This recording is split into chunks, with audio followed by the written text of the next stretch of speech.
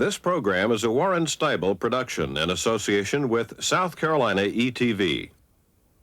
Funding for Firing Line is made possible by a major grant from the John M. Olin Foundation, Incorporated, and the Friends of Firing Line.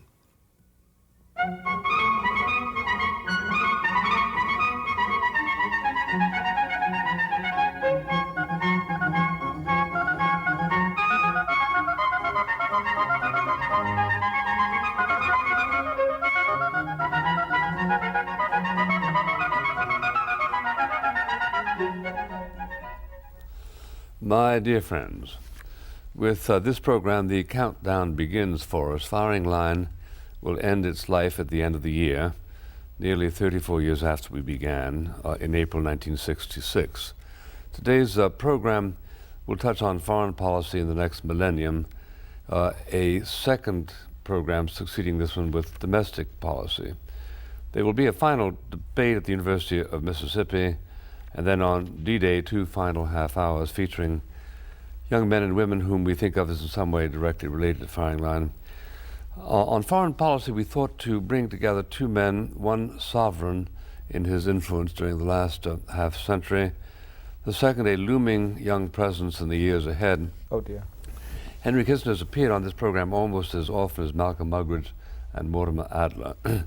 Anyone who does not know who Henry Kissinger is will not be tuned in at this moment.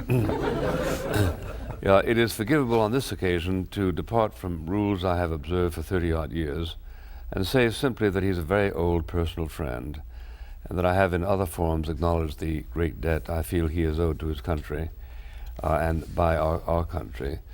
To continue with this unorthodox introduction, I note that I first met Fareed Zakaria when he was the undergraduate president of the Yale Political Union and presided over a debate I had there with Senator George McGovern on the question of whether Ronald Reagan should be re-elected president. His sharp mind and pen have moved him very quickly to young eminence in foreign policy analysis. I note that I asked him to join us today before seeing that Esquire magazine had named him as one of the 21 most important Americans of the 21st century. Mr. Zakaria earned his doctorate from Harvard, is managing editor of Foreign Affairs, and writes a column for Newsweek. I want to touch on a few themes in an inquiry for insights into foreign policy. I begin by asking, is the predictable change in the ethnic composition of the America of the 21st century relevant to foreign policy? Dr. Kissinger.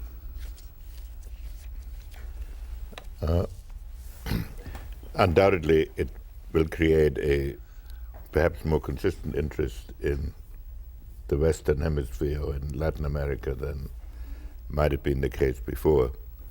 But as far as the basic direction of American foreign policy is concerned, I do not believe that it will make a decisive difference. Is that because the kind of acculturation that we've always assumed will happen will indeed continue to happen, or is it because there will be transcendent objectives that will be acknowledged even by Americans of different orientation? Even if the acculturation were a little slower than it has been in previous periods, I think foreign policy poses such transcendent objectives that I don't see how they could be viewed primarily from the point of view of ethnic origin. Well, let me ask Mr. Zakaria, have you observed any impulses that are traceable to ethnic priorities and ethnic emphases in the matter of foreign policy? Or in your judgment, is it all just sort of completely eclectic? I would broadly agree with Henry that foreign policy poses paramount questions of security, life, that usually transcend these. I would say with one exception, however, that is the rise of a certain kind of lobbying class that mobilizes ethnic interests in ways that can affect Congress very easily. So for instance, NATO expansion may have been a good idea, but the way in which ethnic lobbying groups rallied around it, I think was probably not the best harbinger of the future. This has more to do with the breakdown of a certain kind of order and hierarchy within Congress than to do with ethnic groups. I mean, we've had ethnic groups in America for time immemorial. The difference is the structure of Congress has become very porous and accepts these kinds of lobbying efforts, so that you almost have a kind of sequential process where they give in to one ethnic group one day, to another ethnic group another day, and therefore American foreign policy becomes a kind of collection of these interest groups. And in fact, what happens is that these ethnic groups combine with each other. They support each other's objectives, even if any one ethnic group has no overriding interest in the others. They have a common interest in each achieving their objectives and combining their forces. So that they can look after each other's interests. Well, I had the following personal experience. When President Ford became president, there was a crisis in Cyprus, and the Greek community was very agitated about it. And he came from the Congress, and I told him, how about the AHEPA group? He said, nobody has ever heard of AHEPA having any political objectives. And he said, they weren't organized for this. Well, we soon found that they were, A, very well organized, and secondly, combined with other ethnic groups to steamroller through a series of measures that we didn't agree with. But that isn't the major point. The major point is that these various groups now support each other. But that has very little to do with the immigration rate. Nothing to do with the immigration rate. In fact, Bill, it's important to note that often these are the leaders of lobbying organizations or ethnic organizations that do not reflect the wishes of the vast majority of Polish Americans or Greek Americans or Turkish Americans. Well, on the matter of NATO, are there so many Polish Americans who constituted a huge lobby in favor of NATO expansion? A small but crucial swing vote in certain Midwestern states, I would say, would probably be a more accurate description. Well, is the Dr. Kissinger, is the large ethnic factor in America is Hispanic. Now, assuming the projections are correct, that there'll be 25-30% of the population 10, 15, 20 years, what would you guess would be their primary claims on foreign policy? More immigration or something beyond that? I think maybe a greater concern with Latin American issues, but many of them come from Central America and Mexico. I think from the southern hemisphere, there are not that many immigrants, and the concerns that I have heard them express usually concern Central America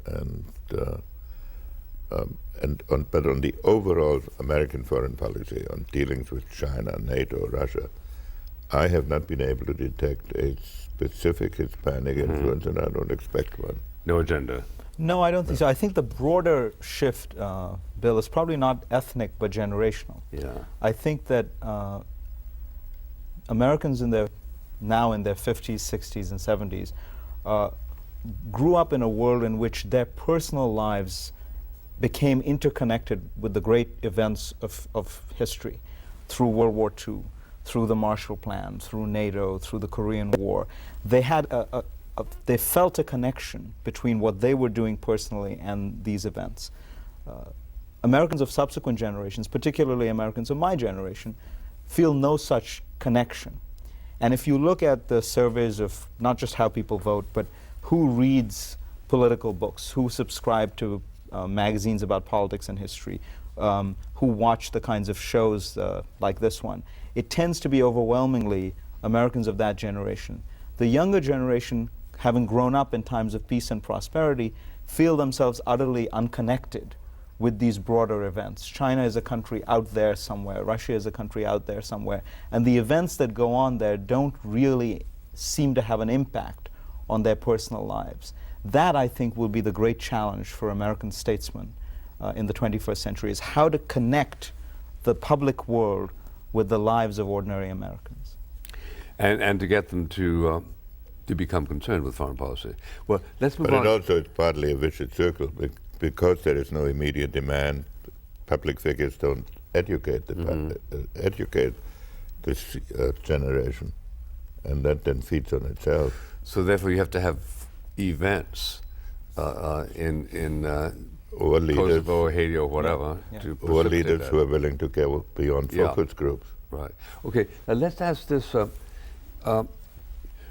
It is pretty well assumed that in the 21st century, the trends will continue to centripetalize certain functions. The UN, of course, began this, and every year we hear more and more requests for internationalization of laws, criminal laws, whatever. We got Pinochet now stuck in London on account of kind of a salient on this particular front.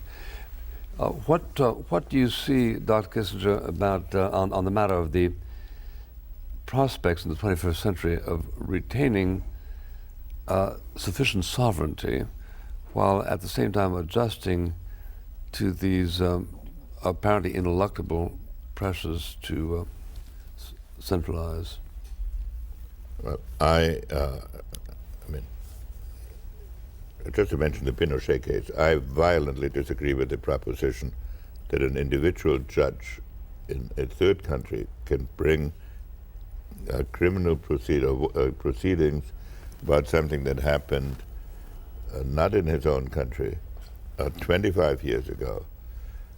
This makes almost every public official a victim of any magistrate anywhere in the world who wants to bring extradition. Yeah, but what's important is not that you disagree with it, but that it happened.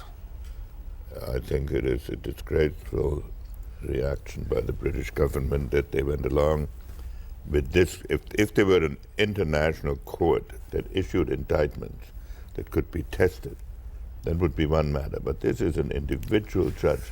But your more general point is, can foreign policy be internationalized to a point where sovereignty becomes less important, and is there some international standard by which you can intervene in cases that occur within the territory of another state? I think it's important to remember that the doctrine of sovereignty arose at the end of the religious wars of the 17th century, in which borders had become very permeable, and millions were killed in pursuit of abstract justice by one side or the other. And we have to be careful not to elaborate a doctrine by which anybody will claim that he's pursuing his definition of universal values across international borders. Of course, there are outrages of a kind that probably demand international intervention. But as a general proposition, I believe that the present definitions of so-called humanitarian intervention are arbitrary. And are likely to grow more demanding, or are likely to be discarded? Well, as but first of all, unrealistic? they're applied only in situations when there's no risk. They're applied in Kosovo, but not in Chechnya. And I believe that there were other means of dealing with Kosovo than a 90-day air bombardment that probably would have saved more lives. I wouldn't exclude that in cases when there are extermination camps and millions of people getting killed, that international conscience would organize an intervention. But as a principle of international politics, I think this is an extraordinarily dangerous precedent which will get us into endless involvements, and in the long run, once it starts costing casualties, will not be sustained by public opinion.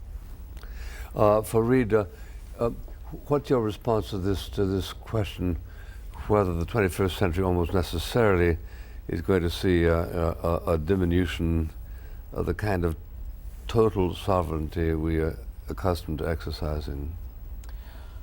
I think there clearly are trends in the direction you're describing, Bill, not just the Pinochet case, but the EU and things like that. But it's important to remember there is also the rise of nationalist sentiment around the world in every sense. You know, part of what's going on in Europe is not just the rise of the EU and laws and things like that, but the rise of local regionalist sentiment, whether it's Slovenia or Slovakia or Northern Italy or Catalonia. So it seems to me that there is a great deal of political sentiment for people running their own affairs and things like that. Right now, again, we live in times, untroubled times of peace. And that means that people look upon things like Pinochet and events like that with equanimity. But were these international laws to clash with people's national aspirations, I don't see any sense that people have gotten to some kind of post-national scenario where they'll say, oh, well, Brussels says it's all right, so But isn't exactly that happening in the EU? I mean, well, I think in some countries of Western Europe do seem to have achieved some kind of strange post-nationalist nirvana, partly because of World War II and partly because of the sense of the discrediting of an old order. But around the world, that's not true at all. But the issue isn't countries can possibly unite and form a larger political unit, which is in a way what is happening in Europe. The attack on sovereignty does not concern those situations, but situations where a country insists on remaining sovereign and other countries claim that they have a right to intervene in what had heretofore been considered its internal affairs. On nuclear... and to do it with force. On the matter, for instance, of nuclear development. Well, nuclear development, it has always been understood that if a country threatens the security or survival of another, that is a cause for intervention. But is the creation of an arsenal in and of itself threatening? I would or say... do they have to actually... Well, I don't think, certainly in the absence of a missile defense, that we can say that we will wait until we are attacked before we react to a nuclear development. Well, let's inquire to that point. We have only a few weeks ago, when the Senate declined to ratify the Clinton suggestion for a nuclear testing treaty without a sunset provision. Now, he chastised the Republicans on the grounds that they were standing in the way of a productive and peace-minded future. There's a tactical question whether this was so, whether it was not so. But in terms of your analysis, ought there to be any formal impediments to a country interfering in the nuclear development of another country in the absence of threat? Certainly. I think that a development in North Korea, Iraq, some other countries, is in itself could be construed as a threat to our security. But this treaty, there were many of us who had grave doubts about this treaty, who were concerned about the fact that it was permanent, without a possibility of reviewing, that it was agreed that it was unverifiable, and there was some dispute about the significance of what could not be verified, but that was also disputed. There was a serious question that our nuclear stockpile would deteriorate under such a treaty, and when 6 secretaries of defense, 4 security advisors, 4 CIA directors oppose it, and no former secretary of state endorses it, there is not a basis for a 2/3 vote in the Senate to ratify the treaty, and it should never have been asked by the administration to be ratified under those conditions. If I may, Bill, I mean, this is a good example of a question of form versus substance. I mean, you could have signed this treaty. It would have made no difference, since the treaty is never going to go into effect, since it requires that countries like Iran and North Korea, and not to mention Israel, India, and Pakistan sign it. None of whom are going to sign it, and so until that happens, that's predictable, is it? Yeah, and why do they bother not to sign it when they don't bother to observe it if they do sign it? That's the second aspect of international law, which is that the people you worry about most often will sign something and then cheat on it anyway. But the real engine of global non-proliferation is America, is American power. The reason people worry if they explode a nuclear device, let alone develop a capability, is that they will be slapped by US sanctions, US approbation, perhaps even US military strikes. That stays intact and well. In fact, people like Henry's concern about the treaty was that the treaty would actually make it more difficult for America to deter the onset of proliferation. So in an odd way, the legalistic framework is not particularly useful for the practical problem of deterring proliferation, which rests at the end of the day not on a piece of paper, but on whether the United States will use its power to deter would-be proliferators. It's an absolutely weird treaty in which form has totally dominated substance. There has been a unilateral abandonment of tests for 7 years.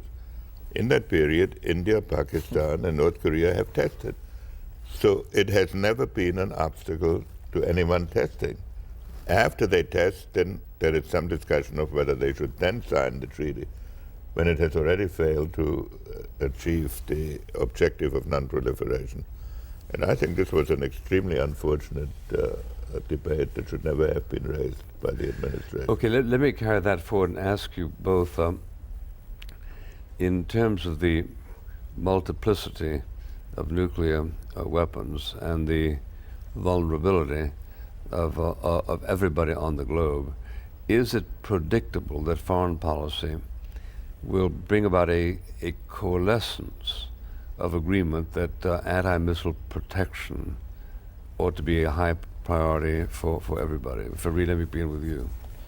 Sure, I think it is exactly as you described, predictable. There's an issue of whether it's technologically feasible right now, what kind of research and what levels of research, the research spending should be undertaken. But I think on the philosophical issue, there has been opposition mostly on the left, partly because it violates the ABM treaty, which in my opinion is a pointless objection. The treaty is not worth worrying about. And partly because I think there is a sense in which people worry about the invulnerability of America, that it gives America a certain kind of freedom and license, which I think is in many ways a wonderful thing. So I see no good reason not to develop it, short of the technological barriers. Well, but Henry, my question is more, the world is now divided on whether or not we should have this. Americans are divided. I'm asking, 10 years from now, 20 years from now, will those divisions dissipate as it becomes commonly recognized that it's a peacemaking adventure? The argument against it is that if America is more or less protected, we will let other countries go, and also that we will disquiet countries like the like Russia and maybe China by developing such a weapon. The conclusive argument to me is, when you live in a world in which you know there is an overwhelming danger, and you're President of the United States, do you have a moral right to say, I'm going to keep my own people hostage for all eternity against foreseeable dangers? And how is one going to explain that to the American public if some bomb explodes in the United States that one knew how to protect against? Might have been diverted. And it might have been averted, and one did nothing. It is an absolutely amazing doctrine to say that our vulnerability and the capacity to kill millions of Americans is a contribution to security. And so I think that as time goes on, we will be driven, even the opponents will be driven, to a grudging acceptance. My worry is that the acceptance will be so grudging and there will be so many obstacles placed in the way of research, and the standards will be set so high that in practice the deployment may be excessively delayed or maybe never happen. But this has become an almost religious issue to some people. Okay, we have just a couple of minutes. Let me ask a more parochial question. It was charged by President Clinton that the Republicans are au fond isolationists, and there's been a spirited reply saying, now, wait a minute, who was it who opposed the Gulf War? Who was it who opposed aid to Nicaragua? Who was it who insisted on pulling out Vietnam? Let me ask you, Fareed, in your judgment, thinking ahead, is there anything in the composition of the Republican Party, as distinguished from the Democratic Party, which makes it likelier that one or the other will take realistic programs, adopt realistic on the matter of foreign policy? I think there are elements of isolationism in both parties, frankly. This is a vast continental country with two large oceans and two weak neighbors. It's to be expected. But for the mainstream of the Republican Party, I think, is entirely comfortable with America's role in the world. Let us not forget, we have a military budget that approaches $300 billion, which is more than the next 5 great powers put together. We spend more on defense research than the rest of the world put together. We guarantee the security of over almost 20 countries. We've just added 3 with NATO expansion. No Republican in Congress is objecting to this. So I see the Republicans as maintaining a very healthy internationalism. Dr. Kissinger, 15 seconds. No, the danger isn't isolationism, but unilateralism. And I think the Republican Party, in its major orientation, stands for a responsible foreign policy, which is the reason why so many opposed the test ban treaty. They simply thought it was irresponsible to risk a nuclear stockpile on an unverifiable treaty of indefinite duration. Thank you, Henry Kissinger. Thank you, Fareed Zakaria, ladies and gentlemen.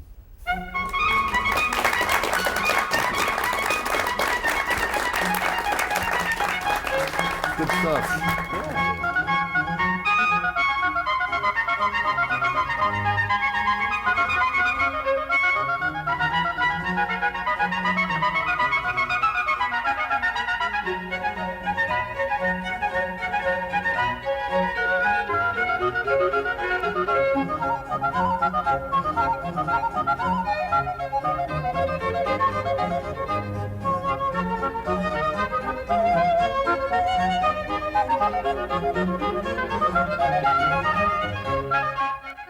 This program was a Warren Steibel production in association with South Carolina ETV. Funding for Firing Line was made possible by a major grant from the John M. Olin Foundation, Incorporated, and the Friends of Firing Line. For information about a video cassette of this program, write to Firing Line, 2700 Cypress Street, Columbia, South Carolina, 29205, or call 803-799-3449. That's Firing...